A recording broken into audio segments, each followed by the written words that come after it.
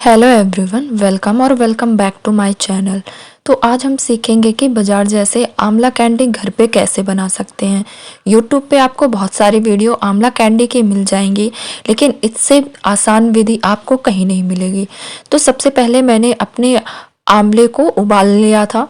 उबालने के बाद उसका पानी मैंने साइड में निकाल दिया था। इसके बाद हम इसके बीज को निकाल लेंगे, इसको एक एक करके निकालेंगे। याद रहे कि हमें इसकी चटनी नहीं बनानी है, हम इसे एक एक करके इसके कलियां जो होती है ना, बिल्कुल इस तरीके से निकालेंगे। इसका बीज हम बाहर रखते जाएंगे और इनको सेपरेट कर देंगे। बिल्कुल इस तरीके से इनकी कली हम निकालेंगे एक एक करके। और ये थोड़ा ज़्यादा कम आप अपने हिसाब से ले सकते हो कि आपको कितना बनाना है।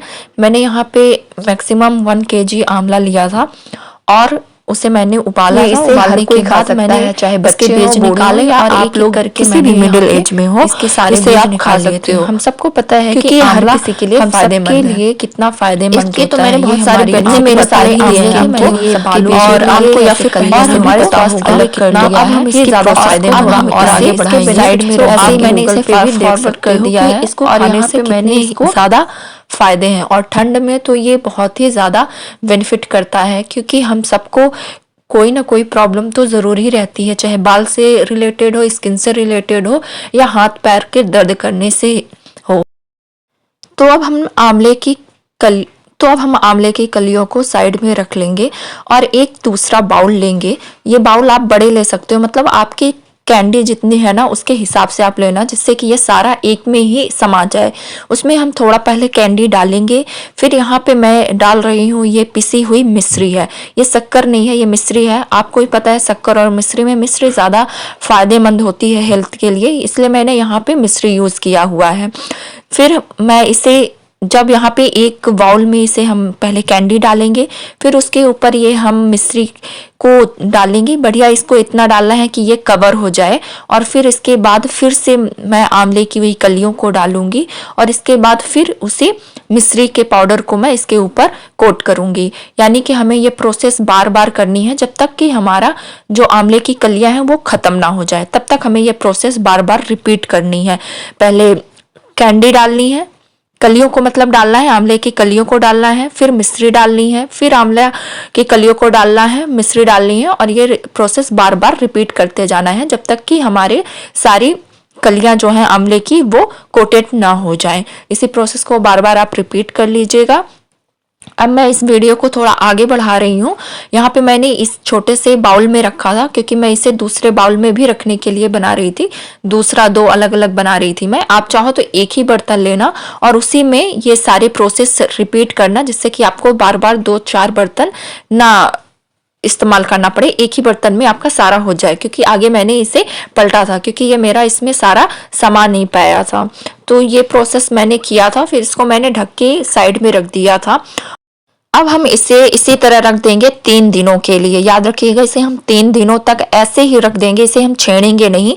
और फिर जब ये 3 दिन हो जाएंगे तो हम इसे निकाल लेंगे, और इसके जो पानी इसमें आ गया होगा ना, उस पानी को साइड में फेंक देंगे, उसका कोई यूज नहीं है। और उसके आंवले की कलियों को हम निकाल के धूप में सुखा देंगे।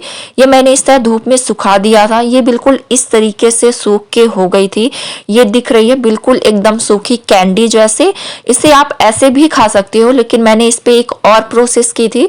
ये जब अच्छे से सूख गई थी ना, बिल्कुल इसे कुड़कुड़ा नहीं करना है, कुछ इस तरीके से ये दिख रही होगी ना, मुलायम ही होगी, पर इसका सारा पानी मर चुका होगा। उस तरह से करके इसे हम एक बाउल में डालेंगे और ऐसे थोड़ा थोड़ा ना मिश्री से कोट कर देंगे। बिल्कुल इस तरीके से मिला मिला के अच्छे से बिल्कुल सब में ये मिश्री जो है ना मिक्स हो जानी चाहिए। याद रहे कि ये सूखी होने के बाद की प्रोसेस है, यानी कि जो आंवले की कलियां है ना, उसे आप पानी से एक बार जब निकाल लोगे, धूप में सुखा दोगे, तो सूखने के बाद ये इस तरह से हो जाएंगे। इसके बाद हम इसमें मिश्री मिक्स करेंगे और बेसिकली इसमें मिश्री कोट कर देंगे, और इसको फिर अच्छे से हम निकाल लेंगे। जब मिश्री सब में एक एक करके कोट हो जाएगी तो हम इनको अलग से साइड में रख लेंगे। अब मेरी सारी आंवला कैंडी मिश्री के साथ कोटेड हो गई है।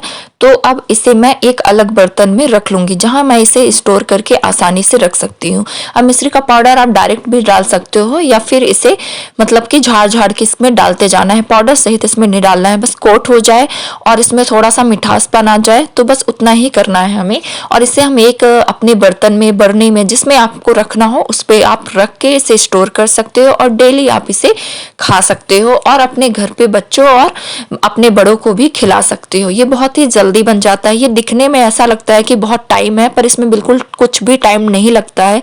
बहुत ही आसान से बन जाएगा। सिर्फ 3 दिन तक इसे आपको रखना है, धूप में सुखाना है, मिक्स करना है और ये बिल्कुल बन के खाने के लिए तैयार हो जाएगा। इसे आप आराम से बना सकते हो अपने घर पे, बिना पैसा लगाए बाहर से खरीदने की ज़रूरत नहीं।